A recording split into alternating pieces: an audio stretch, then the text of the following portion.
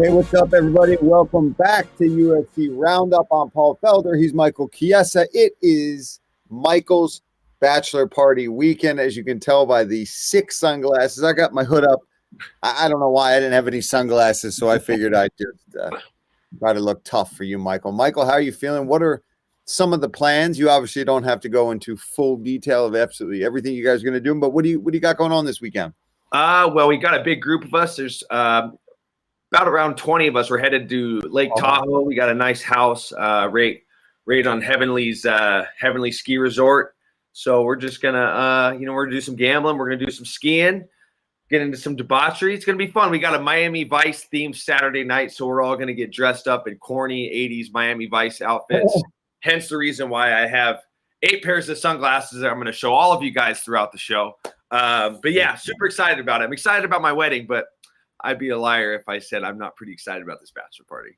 Well, this is a big part of it, right? I mean, you know, this is your last hoorah with the boys before you're officially a married man. So I'm glad you got some good stuff planned. I wish I could be there, but you know, me too, Paulie. You got the weekend off, dude. Come hang out with the boys.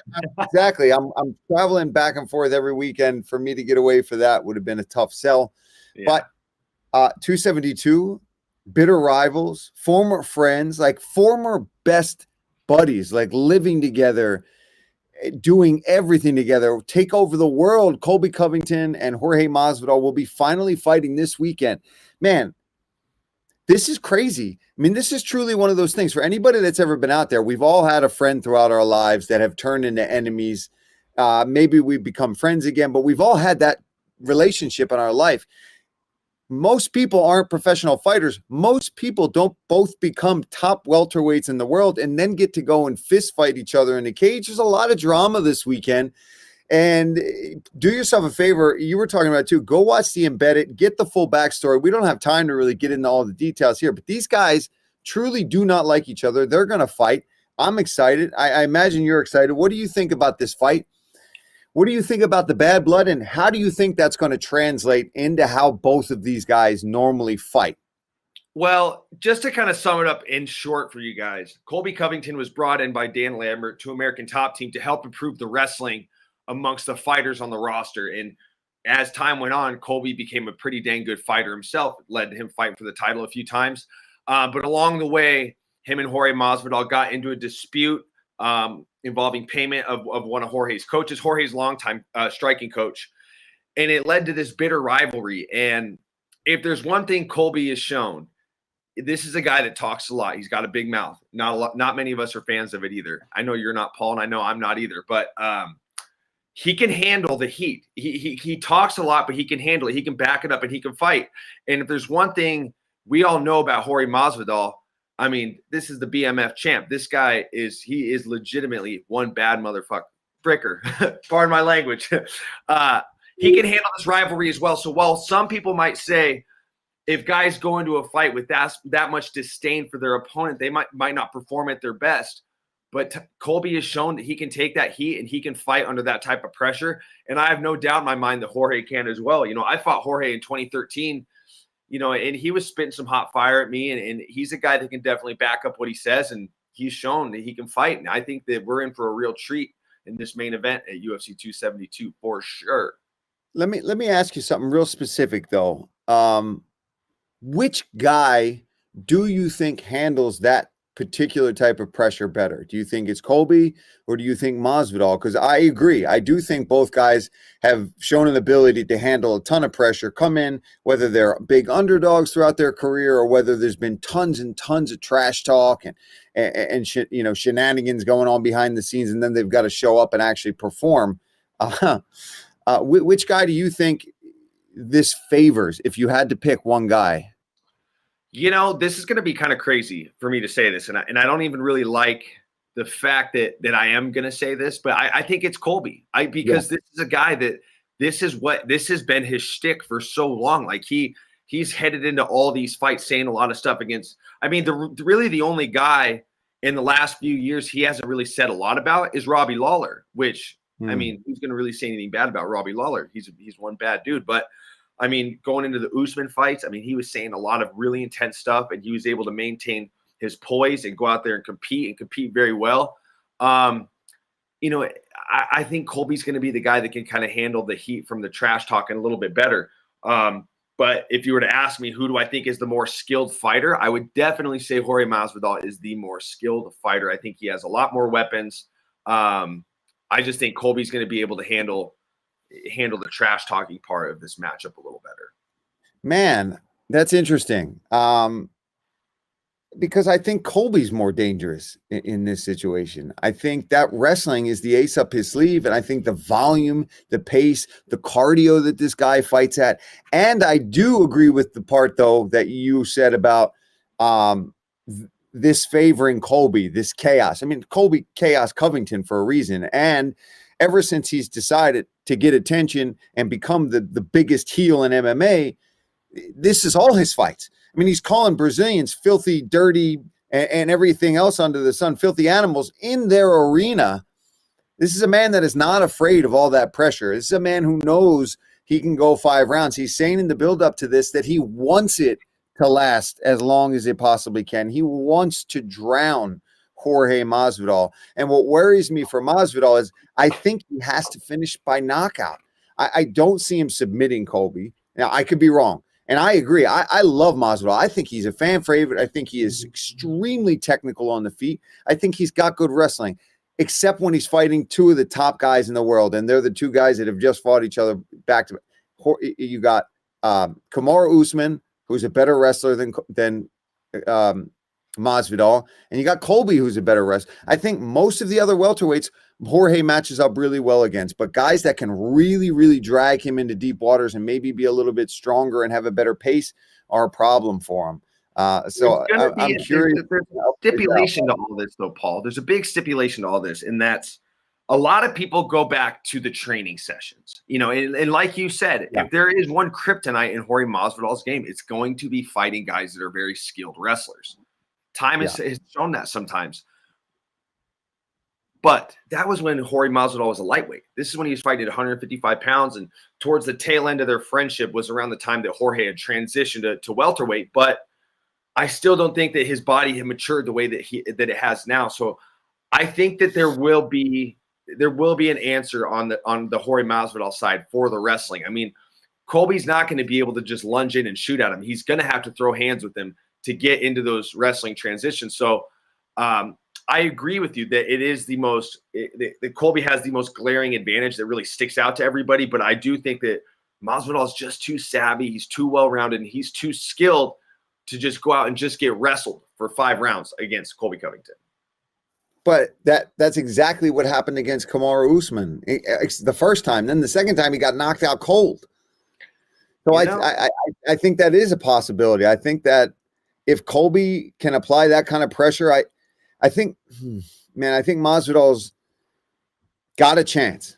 And I think it's got to be early in the fight. I think if this gets past the second round, it's going to be 5 rounds of Colby just making him wish that they were still friends. You know what? I might have a little bit of a bias, Paul. You know how it is when you fought somebody, you want to win, you know, so maybe I have a little bit of a bias I'm leaning on, but I still stand by the statement when I say that Jorge Masvidal is 100% still the more skillful fighter. And I think his skills will come into play. And I think that him maturing as a welterweight could come into play. There's only one way to find out, though, and that's us. We're going to sit back. You got the night off. I can't wait. Grab some popcorn, watch the fight, and see what happens. Mike, before we move on, have you ever had this type of situation? Now, granted, this is probably some of the most bad blood that we've really seen, right? Whenever anybody is, I mean, these guys truly were best friends which means you love somebody like that, right? Like, this is your buddy. You'll die for this guy. That's how close these guys were. So when that turns sour, I mean, that is true disdain for each other. So I don't expect it to be on that level, but have you ever had a fight where it was like, man, I can't freaking stand this guy, to the point where it affects you, whether it be good or bad? Have you ever had a fight where it's like, oh my God, I just want to rip his face off? You know, Paul, it's funny that you bring that up, because there once was this one time in my career where somebody said something about my mother. Oh yeah. Oh my God. I did not like that at all. Yeah, I mean, the closest thing I've ever really had to what Colby and Masvidal have was definitely the little bit of the rivalry I had with Kevin Lee. You know, there was it was a heated press conference. You know, I went at him. He it's great though, man. And it was great the way you hit me first because I wasn't running over to just get in his face. I wanted to smack the taste out of his mouth. But yeah, you know, and to be quite honest with you, I don't operate well on that wavelength, you know, and it's definitely a different situation when you're training for a fight for a guy that you just really don't like. It's something that I was young. It would never get to me like it did before, but I'm definitely not the guy trying to get myself up for a fight by getting pissed off at somebody's really not what's best for me.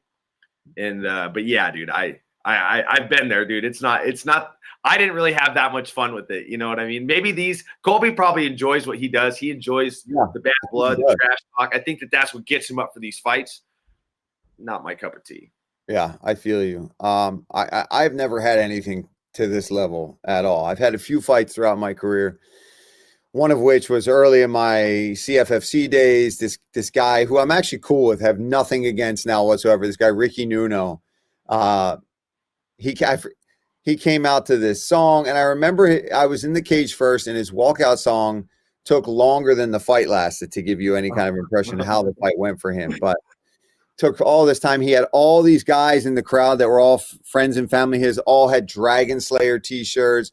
Was talking all this trash, how I suck, I'm not that good. I mean, really went in on me, and I knocked him out in the first round with some knees to the head. Sorry, Ricky, I didn't mean to throw you. Lucky for you, I had bad referee intervention, okay? Yeah. You got the win over me, but at least you got to knock the guy out. Like, I at least got to drop Kevin Lee, but I didn't really get my hand raised, obviously. So at least you got the last laugh.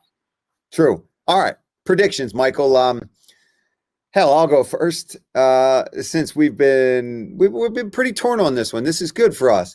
I mean, I'm going to go Colby 5-round unanimous. I'm going to go bold on this. And again, I preface this with I like this matchup. I like Jorge, but I think 5 rounds, all 5 rounds for Colby Covington. You know, agree to disagree, Paul. You know, you're my guy. You're one of my close friends, but I can't always agree with you. And I'm not just doing this to make good television. I'm going with Jorge Masvidal, and I'm not even taking my bias out of the equation. I just think that he's too skilled and he's too savvy to let himself get wrestled like that for 5 rounds. I think that he's been preparing for this fight longer than Colby has.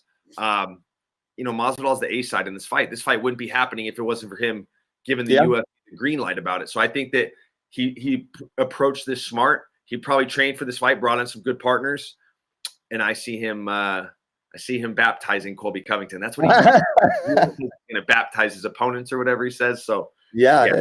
It's super necessary that Jorge Masvidal goes out there and knocks him out. All right. I like it. I like that. Yeah, this is good. I mean, we don't always have to be on the same page with this stuff. It's interesting. But we got to talk co-main, or what was the co-main, what will be the co-main. We're not sure if RDA can't catch a freaking break, man. I mean, obviously this time, November of last year, he lost Makhachev. I stepped in. Now he's in the same exact situation. This fight was delayed. Then they got put on 272. It looked awesome. Rafael Fiziev, RDA. It's going to be an amazing fight. Rafael Fiziev reportedly got COVID. Showed up. Everything seemed fine. Started to feel really sick recently. Is out.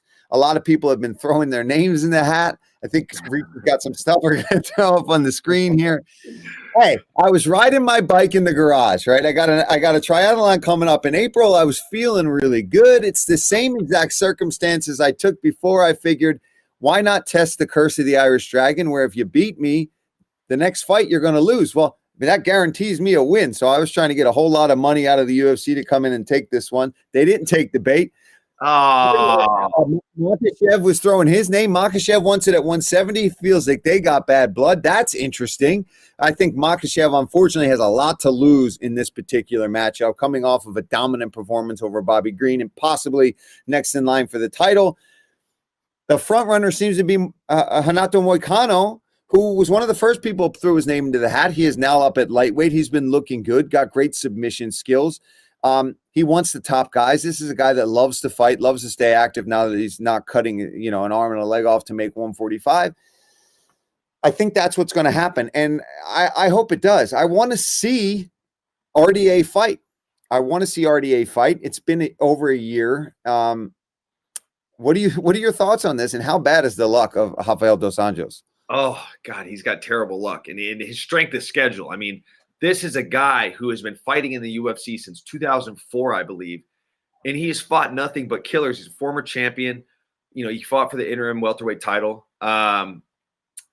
It just can't catch a break, man. And I think, as skilled as he is, it's best for him on this last title run to not fight Islam Makhachev. I just think that it's just best for him not to. That's a tough matchup. I mean, historically, if you look at who he's fought, the guys that have had the best success against him have been guys that have wrestled him, which would be myself, Colby Covington, Kamaru Usman.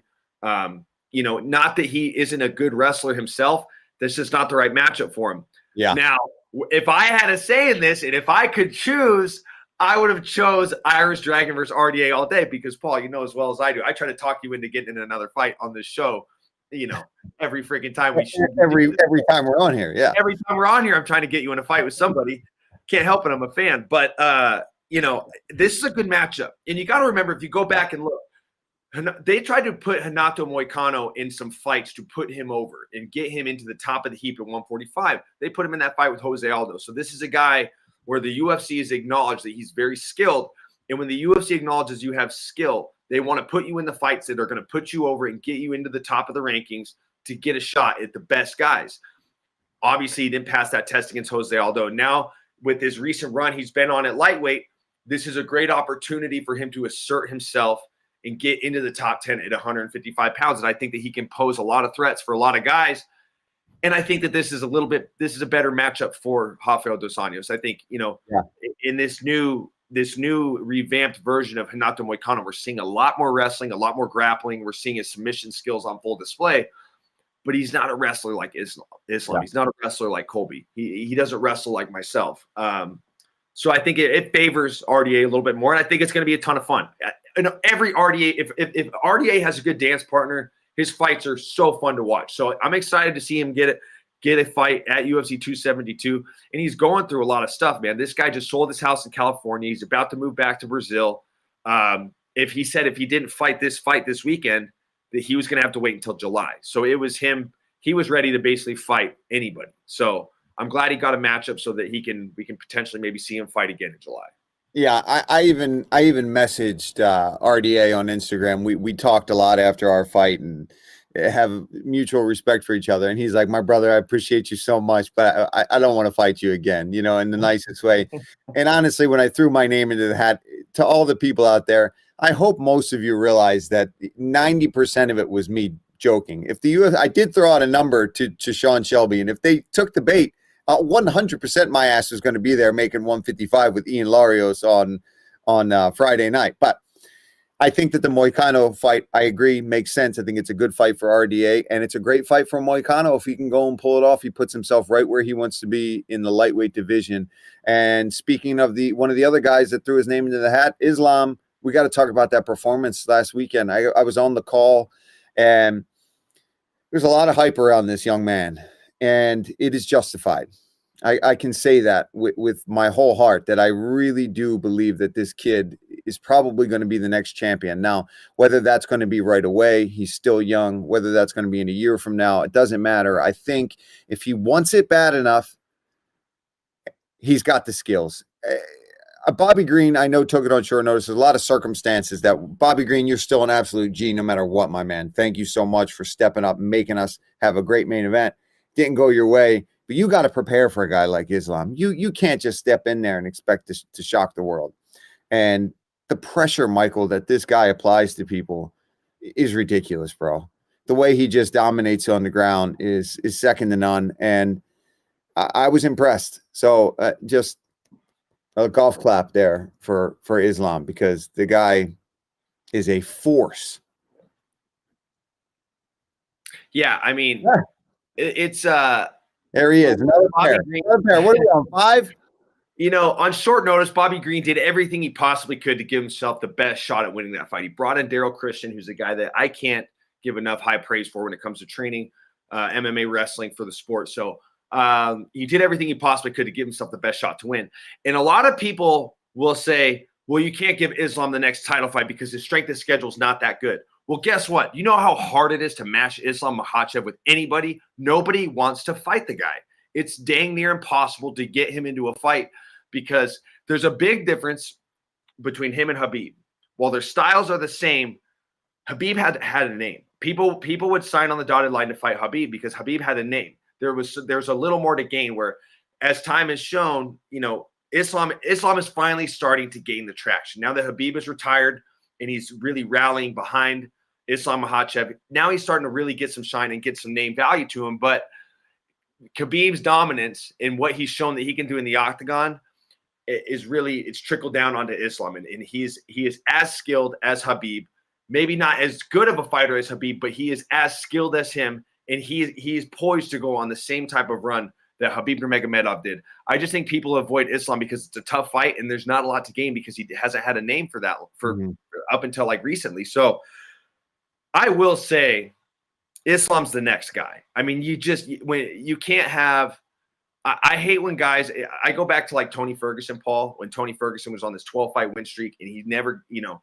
bad luck got him out of these fights and he never really got a chance to fight for the true lightweight championship. We don't want to see Islam continue to go on this winning streak and not get a shot at the title. So I think it's just that he fights the winner of Justin Gaethje and Charlie Olives, somebody that you're pretty familiar with, right? Yeah.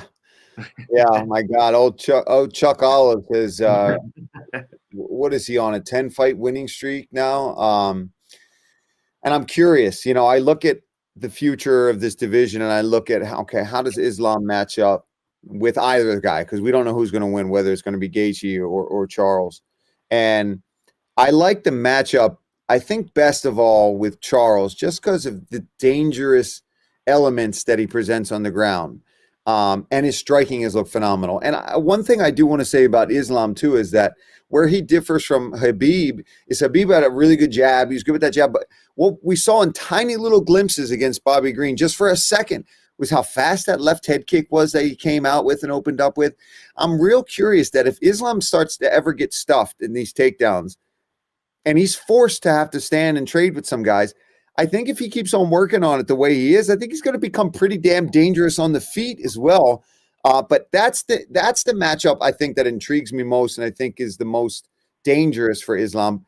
But Justin Gaethje's an absolute animal and a different beast of its own. But I think that with Gaethje, he's going to get forced to wrestle. He throws a lot of leg kicks. I think a lot of his game is going to be difficult to pull off against somebody like Islam. And I'm not saying that Gaethje can't stuff most of those takedowns and make it an interesting fight, because his wrestling is phenomenal too. But I think over the course of 5 rounds, I think if Islam gets you down at least twice, that could be it. Well, I mean, correct me if I'm wrong, Paul, but I mean, the beginning of the end for Bobby Green came off a leg kick. He did throw, he threw some sort of kick, and that was what started the wrestling transitions to the ground. Yeah, for Gaethje, man, you got to stick to your hands, and that's tough to take to try to instruct a fighter who has such a good weapon in those leg kicks and those calf kicks. It's hard to instruct him not to throw them because it's something that he's relied on for so long.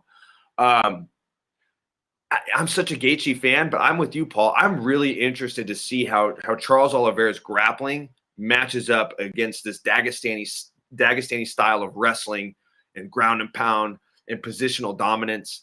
It's really intriguing to me because Charles Oliveira has shown that he's one of the greatest submission artists that we have ever seen in the octagon. Since I think started in 1993. I mean, the guy has the most submission wins in the UFC, I believe. Yeah. I don't know if that's 100% true, but I'm pretty sure he is the submission record holder. So I'm excited to see him match up against one of these guys from the Eastern Bloc. But to see that, I mean, Charles Oliveira is going to have to get through Justin Gaethje, which is a tall order in itself. Very exciting stuff lining up for the lightweight division, and we still got Beneil healing up in the forget about our guy Benny, dude. He's still waiting in the wings for a big fight himself. Yeah, so hopefully he heals up well and he gets to catapult himself right back into the mix with one of these top guys because Hey, what about this? I don't mean to interrupt, Paul, but why don't we do this? Obviously, Islam, he's fighting next. Yeah. Benny's on the mend. Why doesn't Benny fight the loser of Oliveira and Gaethje? Yeah, I think it makes sense. Makes sense. It makes sense. Absolutely. And both those fights are amazing. Doesn't matter who loses. And it gives the opportunity to whoever does lose to keep themselves right in the mix. Then on top of that, I mean, we can go down this rabbit hole day, but then we got Dana talking about whoever's the champ might want to fight him, already alluding to the fact that, let's be honest, if he comes back, they're just going to give him a title shot because, well, I mean, it's just what happens. And I can't blame the champions for wanting it, right? Because if I'm the champion and then Conor comes out of nowhere and he's healed up, I want to make some money too. You know what I mean? So those guys have that in the thing. We got Beneil hanging out. We got Islam waiting. We got Rafael Fiziev and RDA. Anyway, the lightweight division, as usual, ends up coming out on top. Hey, at the end of the day, Paul, at some point in 2022, one of these guys is getting a red panty night. And you know what? Yes. Good on them. Yeah. Anyway, on that note, speaking of red panty night, let's bring in Michael Ricci. I'm not sure what that means. All right. Round one. A little down the card, UFC 272. Still on the main card. Edson Barboza, Bryce Mitchell. It's kind of an interesting fight. Paul, you first. Yeah, I like this matchup. I think that this is a winnable fight for Bryce Mitchell, but he's got to get through the storm that is Edson Barboza off the bat. And I don't know if he can do that. I don't know if he's got the experience quite yet, but if he can make this a grappling match early in the fight, he'll win. Edson's got to hit him with a knee or hurt him badly to be able to stop that, which he's capable of. But it's interesting. But I'm gonna lean Edson. I feel like this is one of those fights that's going to be a learning experience for Bryce Mitchell, and he'll be back stronger from it. Yeah, this is a very, very interesting fight. And if there's one guy that can pull off a big win at any point in time over anyone, it's Edson Barboza. He just has that firepower. He has this ability. I mean, you saw it in the Kevin Lee fight. I mean, he was kind of getting thumped there for a little bit. And he came out of left field and threw that wheel kick and almost snapped that win right away from my boy, the Motown Phenom. But, I'm going to disagree with you on this one, Paul. I like the confidence that Bryce Mitchell has. I like that he brings something different to the table. It's a different type of grappling style. And I'm a fan. I'm a big Thug Nasty fan. I'm a big fan of both guys, but I can't agree with you on everything, man. And I really think that Bryce Mitchell has the ability, if he can get through the early storm of Edson Barboza and he can get him on the fence, that's going to be a tough out. I'm still not convinced. I know Edson's looked great at 145, but I'm not convinced that weight cut isn't hard for him. So I'm leaning Thug Nasty. Yeah, I think it's harder than he lets on. Round two on the prelims. Kind of similar, like a little grudge match thing with Marina Moroz and Maria Agapova, former teammates. And then Moroz, of course, being Ukrainian, could be a little bit of an emotional thing for her in there. Something you want to watch on the prelim, something to look out for. Yeah, I read about this story on the Underground a long time ago. Marina went on like a Russian news outlet, and this was a long time ago. This feud has been stewing for a long time. And I was on the Underground picking through the forums, and I read about the article, and I'm not going to even say the accusations that Marina has said because I feel like it would be out of line. But for anybody out there, you could do the research and you can figure it out. But I know that if somebody that I was matched up against was saying the type of things that Marina was saying, I definitely want to get in there and put a thumping on him. So there's definitely, if for anybody that wants to do the research, you can go do some digging and find out. But there's definitely some steam on this matchup. And nonetheless, I mean, Akaba's a fun fighter to watch. We haven't seen Marina in a long time. It's gonna be a good. I think that the whole theme of this card is just bad blood, Paul. All right, round three. So round three, this whole theme of frenemies. You guys talked about it before, but have you ever been really close friends with somebody that you trained with, and then you got to settle it in the octagon? Or if not, do you know anybody personally? Has it ever gone through any of the gyms that you guys have been in? I don't think I've ever had to settle it in a fist fight with anybody from the gym, but I've certainly had issues with people on the mat for whatever reason, and I took it out on them in sparring many times, where I would be a little rougher than normal, or I'd be kind of a D-bag to them and do stuff you're not quite supposed to do that's borderline illegal, and try to teach a lesson, and it's been done back to me too, I'm sure, a bunch of times. But I've had the opposite happen quite a bit, where these guys that I'm not really cool with, that I've had to fight or I've knocked out and I've gone on and trained with and things like that. Ricky Nono is even one of the guys I've trained with before.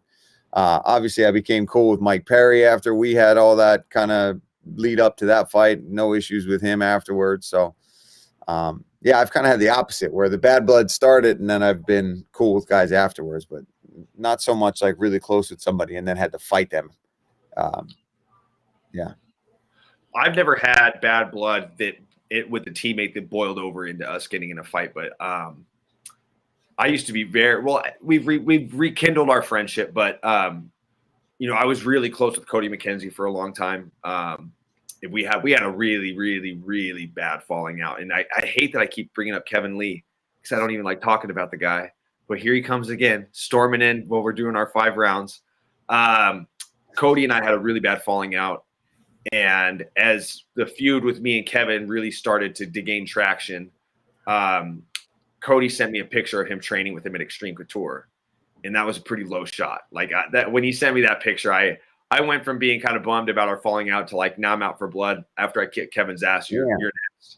But as time has gone on, we've both gotten older, we've both gotten more mature, and me and the old Kitty Hawk were friends again, which I'm glad. I don't want to have beef with a guy that I came up within the sport. He was like one of my first teammates. But yeah, there was a point in time where I was like really out for blood with one of my old teammates, but I'm glad it never came to that. I'm glad him and I are friends still to this day. Nice. So round 4, kind of this little underlying story. So Ramiz Brahimai on the fighter meetings, he comes in and he tells us that he was on Belal Muhammad's podcast, and Belal promised him some Crocs. Then he wins. Belal corners him in his fight last weekend. He gets into the octagon, and in his post-fight speech, he demands his Crocs from Belal. But to my knowledge, the Crocs have not been delivered. So I need you guys to do Ramiz a solid and get him some Crocs. Yeah, I'll jump out front on this one. Hey, Belal, okay? Get the man his Crocs. You're in a main event. Remember, the show is gaining some traction. Get the guy his Crocs, or at least donate him a pair of your own. I'm sure Belal's got some fresh ones that he's never worn. Like, if you go into my wrestling shoe collection, I got wrestling shoes that I never wear. I got sneakers I never wear. There's some new ones sitting around. I'm sure Belal's got a nice stash of Crocs in his house somewhere. Get the man a pair of Crocs. Come on. Belal, you're so cheap. You disgust me. You owe me a rug. First of all, I came on Remember the Show, and I did some crazy stuff during the pandemic when I was on there with Jared Flash Gordon, and I got in the shower with all my clothes on or something, and that was the challenge, and I was supposed to get a rug. I never got that rug. Come on, Belal. You got to deliver to the people. You know what? Let's ease up on the man. He's got a big main event coming up, but Paul, you've been in a main event. You know as well as I do. You get a main event bonus. Get some Belal, take that main event bonus. Get Paul his rug. Stop buying fanny packs and start buying Crocs and rugs for these guys you promised rugs to. Yeah, take that main event bonus and get these guys the gifts that you said you were going to. Jeez. Anyway, let's move on, Richie. Good job. We have to bring on Belal as a guest in a few weeks and grill him. Yeah, good job. All right, round 5. Traditionally ending the show here with some sandwich nonsense. Okay. We're going to have to take a little bit of liberty here and assume that a burger is a sandwich. It might not be. We can have a discussion about that offline later. But let's assume that a burger is a sandwich, or at least in this case. If you had to pick 3 condiments, and cheese doesn't automatically come on the burger, by the way. If you have to pick 3 condiments to go on your burger, let's do it. Michael, you first. Okay. Well, once we get on the sandwich talk, I will say this. When I leave physical therapy and the chiropractor today, I'm going to end up going to get a sandwich. I got that meatball sub last time we did the show, by the way. But look, condiments on a sandwich. It really depends on the sandwich. Yeah. You know, I like lettuce. I like tomatoes. And I really, really like fresh, crispy pickles. Like I only want pickles on the sandwich if there's like a crunch. So if this is like a burger, though. Fresh lettuce. Burger. But it's a burger, same thing. Burger, lettuce, but including like ketchup, mayonnaise, and stuff like that. Okay. Yeah, you got to. I would go ketchup, lettuce, tomato. Okay. I'm with you on the pickles. Good pickles on my burger. Now, Reach, you were saying cheese isn't included, so I have to say cheese if I want cheese. Yeah, cheese is one of your 3. Okay, then pickles, cheese. I'll go pickles, cheese, and for this particular burger, if it's a good burger, I'm going to go with like a garlic aioli on there. Yeah, I'm retracting what I said before. Is bacon considered a condiment? Like if you wanted a bacon burger? Yeah. No, now you have to do that. I take back what I said. I would want cheese, bacon, ketchup. Yeah, that's good too. Solid. All right. On that burger note, everybody go get yourself a burger. Make sure you get some pickles on there and whatever else you want. This has been UFC Roundup this weekend, Saturday, UFC 272. There's bad blood in the water. Don't miss it. Somebody's going to win. Somebody's going to lose. Are they going to be friends after? Are they going to hate each other even more? Is it going to be close? Maybe we'll have a rematch. I don't know. These are all things we're going to find out on Saturday. It's Michael's bachelor party weekend. Make sure you hit him up. Congratulate him and his to-be wife and all his boys to be safe this weekend. Michael, go be safe. And everybody out there, hang in there. The world is getting a little crazy again. From us at UFC Roundup, hopefully we can bring you just a little bit of entertainment in this crazy times. We'll be back next Tuesday to wrap up and talk about 272 and what went down. Paul Felder, he's Michael Chiesa. See you later. Be easy on me next week. I'm going to be in rough shape, people.